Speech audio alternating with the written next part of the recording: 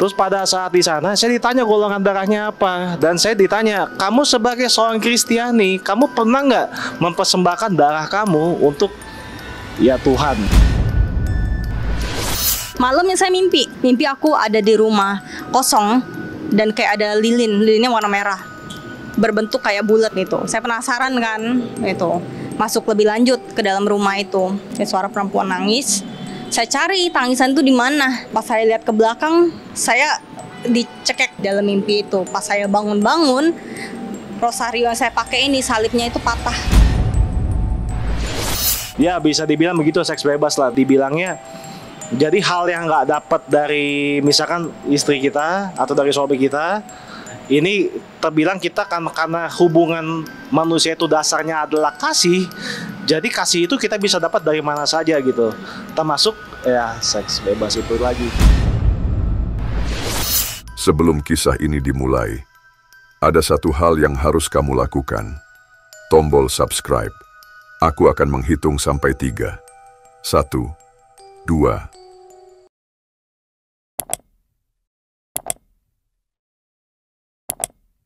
Bagus. Dengan bantuanmu, kita akan mencapai 2 juta subscriber. Sekarang, kita mulai.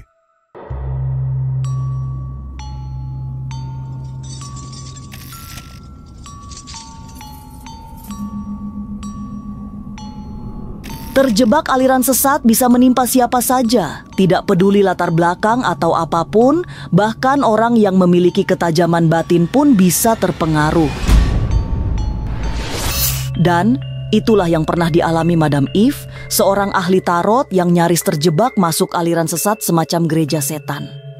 Kisah di tahun 2019 itu dimulai saat Madam Eva tiba-tiba ditemui ibu-ibu misterius berbaju hitam. Tanpa basa-basi, ibu-ibu itu mengajaknya bergabung dengan sebuah komunitas menuju kejayaan. Tapi anehnya, harus ada darah yang dipersembahkan.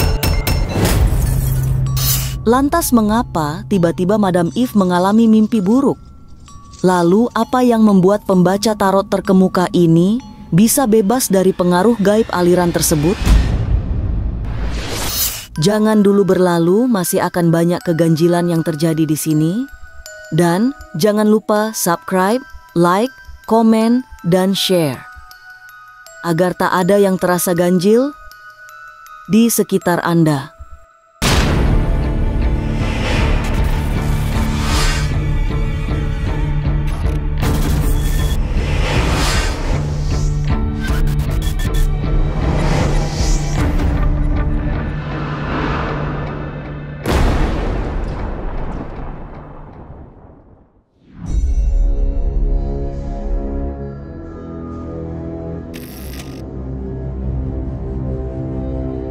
Memiliki ketajaman batin, Madam Eve banyak berhubungan dengan hal-hal misterius.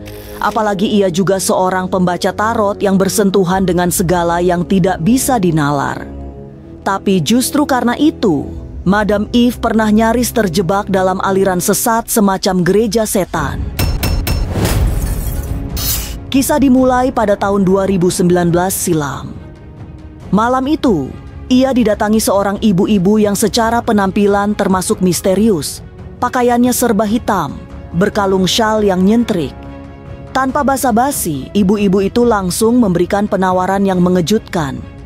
Madam Eve merasa terkejut karena diajak bergabung dengan sebuah komunitas yang bisa mengantarkannya menuju anak tangga kesuksesan. Jadi tuh dia tuh tanya aku, dia bilang, kamu mau nggak usaha kamu tuh lancar gitu? Karena saya lihat kayak sepi gitu. Jadi kalau kamu masuk ke komunitas saya jamin nanti rezeki kamu lancar, usaha kamu lancar. Banyak anak muda yang kayak kamu gitu. Jadi komunitas ini kamu nggak usah takut, katanya kayak gitu kan gitu. Aku akan ini aja gitu, bimbing kamu, dia bilang. Dia janjiin kekayaan. Keanehan mulai dirasakan Madam Eve saat orang itu bertanya tentang darah. Cuman yang anehnya itu tuh, dia nanya loh, kamu golongan darahnya apa? Gitu. Nah aku tuh pikir kok pakai golong-golongan darah segala gitu kan gitu. Aku nggak jawab itu. Banyak mantra aneh yang diucapkan ibu-ibu misterius itu. Tapi Madam Eve merasakan keanehan-keanehan dari konsep hidup yang ditawarkan orang tersebut. Misalnya saja tentang anjuran untuk tidak terlalu bersih dalam menjalani hidup, atau jangan kelewat suci menjadi manusia. Orang itu semakin gencar mempengaruhi keimanan Madam Eve karena tahu dirinya selalu membawa rosario dalam setiap kesempatan. Dia bilang, kamu itu sering doa yang kayak pakai tas, semacam pakai tasbih gitu ya, gitu. Karena aku Katolik, aku suka rosario. Disuruh inilah orang tua aku selalu apapun tuh rosario. Tuh, dia bilang, kamu masih hidup di dunia ini, kamu nggak usah terlalu suci. Dia bilang kayak begitu. Malamnya saya mimpi aku ada di rumah kosong dan kayak ada lilinnya warna merah, berbentuk kayak bulat. Saya dari jauh lihat bundaran lilin itu, gitu. Nah, pas saya masuk, gitu, saya penasaran kan, gitu, masuk lebih lanjut ke dalam rumah itu. Saya dengar ada suara perempuan nangis. Suara perempuan nangis. Saya cari tangisan itu di mana, gitu. Pas saya lihat ke belakang, saya dicekek dalam mimpi itu. Pas saya bangun-bangun, rosario yang saya pakai ini, salibnya itu patah. Pas saya bangun dan panas saya pegangnya. Keanehan terjadi. Meski tidak sampai ikut ibu-ibu yang mengajaknya bergabung ke sebuah komunitas, tapi efek pertemuan itu sudah sangat menakutkan. Pulang tengah malam, Madam Eve mengalami sejumlah kejadian misterius. Saat tidur pun, ada mimpi buruk yang membuatnya merasa berada di alam yang menyeramkan. Di alam itu, ia juga mendengar banyak suara tangisan yang sulit dijelaskan. Dia bilang, kamu itu sering doa yang kayak pakai tas, semacam pakai tasbih gitu ya, gitu. Karena aku Katolik, aku suka rosario. Disuruh inilah orang tua aku selalu apapun tuh rosario. Tuh, dia bilang, kamu masih hidup di dunia ini, kamu nggak usah terlalu suci. Dia bilang kayak begitu. Saya juga bingung kenapa dia punya statement kayak begitu ya, gitu. Cuman dari situ aku ngerasa agak rada aneh. Mimpi menyeramkan terjadi, membuat banyak keanehan, termasuk patahnya rosario yang selalu dibawa. Tapi benarkah setelah mandi kembang, Madam Eve tidak lagi diganggu mimpi buruk? Jangan kemana-mana, tetap subscribe, like, share, dan komen. Agar tak ada yang terasa ganjil di sekitar Anda.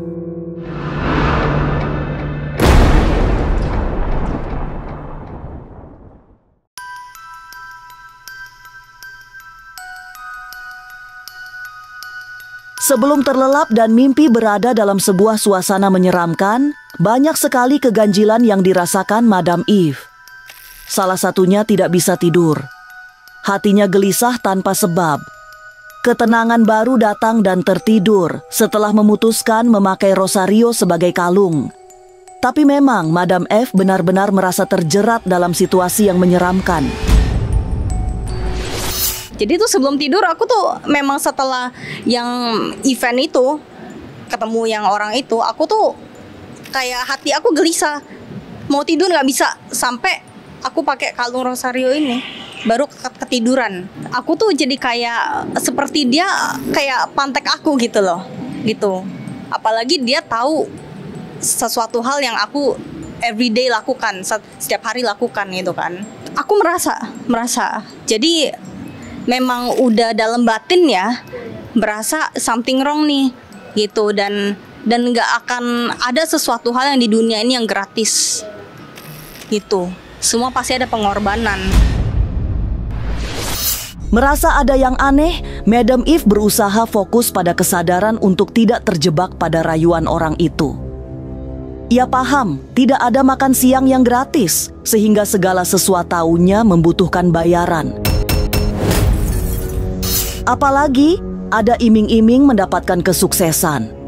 Kemampuan Madam Eve menganalisa dengan cepat membuatnya selamat. Apalagi sang ibu juga sudah memberikan gambaran tentang aliran sesat yang bisa setiap saat merayunya menjadi murtad. Nah, kebetulan kan ibu saya sendiri dia kan panitia gereja ya, gitu. Nah, dia bilang kalau kayak gitu memang itu tuh aliran yang sesat. Kalau seperti itu dia pengen ngambil kamu, tapi kamu itu terjaga, terlindungi, dan nggak akan ada sesuatu hal yang di dunia ini yang gratis. Gitu. Semua pasti ada pengorbanan, nggak mungkin gitu. Gitu. Apalagi di gereja manapun atau komunitas manapun yang kerohanian ya, itu tuh nggak ada yang nanya soal darah gitu, ataupun menjanjikan sebuah kekayaan. Kepekaan batin Madam Eve mampu menolongnya tidak tergoda masuk ke sebuah komunitas sesat. Dari sang ibu juga mendapatkan doa-doa keselamatan, termasuk melakukan ritual mandi kembang untuk membersihkan dari segala pengaruh negatif. Dan hasilnya, efek bertemu seorang ibu yang menawarkan komunitas sesat tidak lagi diraskan. Madam Eve juga tidak pernah lagi mendapatkan mimpi buruk. Jadi aku minta saran dari mamaku. Memang karena mamaku juga percaya yang namanya mandi kembang ya, buat menetralisir energi negatif ya di situ. Jadi ya udah aku ikutin saran mamaku gitu untuk mandi kembang gitu. Terus di kamar juga disebarin garam kasar gitu. Ya something yang tradisional lah ya, yang orang zaman dulu memang dari turun temurun lakukan gitu. Ya udah gitu. Terus dari situ doa juga. Habis itu langsung sih nggak ada gangguan lagi, dan udah nggak pernah lihat orang itu lagi juga. Lalu bagaimana dengan kisah yang dialami Koko Jambul? Benarkah pernah hampir terjebak sekte sesat yang mempersembahkan darah untuk Tuhan? Jangan kemana-mana, tetap subscribe, like, share, dan komen, agar tak ada yang terasa ganjil di sekitar Anda.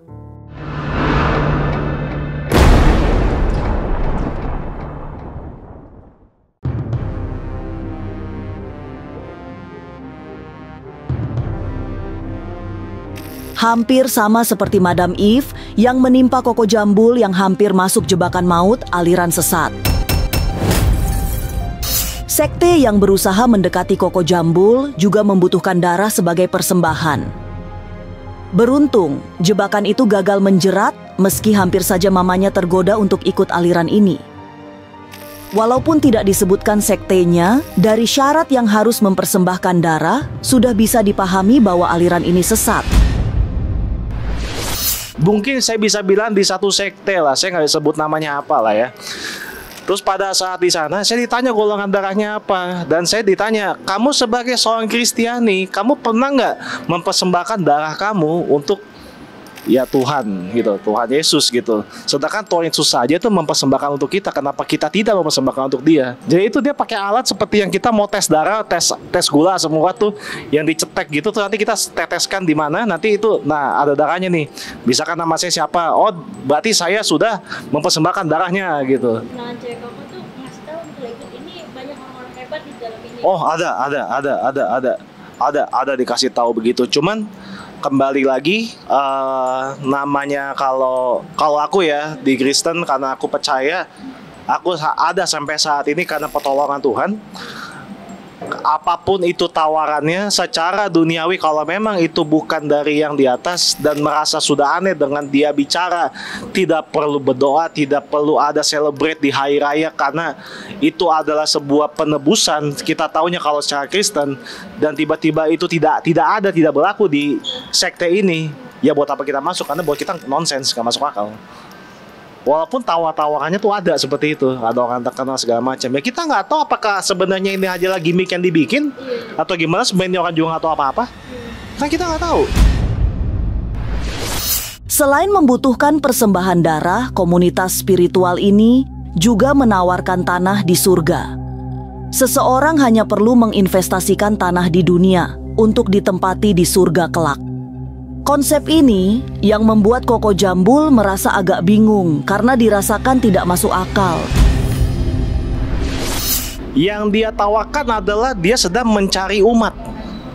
Dia sedang mencari umat dan kemudian ada tawaran-tawaran yang menurut saya juga nggak masuk akal. Seperti kita bisa menginvestasikan tanah untuk di surga. Jadi ketika nanti sudah meninggal, sudah ada tanah di sana. Gerakan komunitas sesat ini termasuk rapi dengan menurunkan sosok-sosok menarik. Mereka yang berusaha merayu masyarakat, bukan orang sembarangan. Secara paras, sangat menawan, cantik dan tampan. Kemudian, mereka juga mampu berkata-kata dengan sangat menarik sehingga orang mudah untuk diajak bergabung. Ciri-cirinya kalau cowok itu dia benar-benar masih muda, ganteng. Kalau cewek tuh juga masih muda, cantik.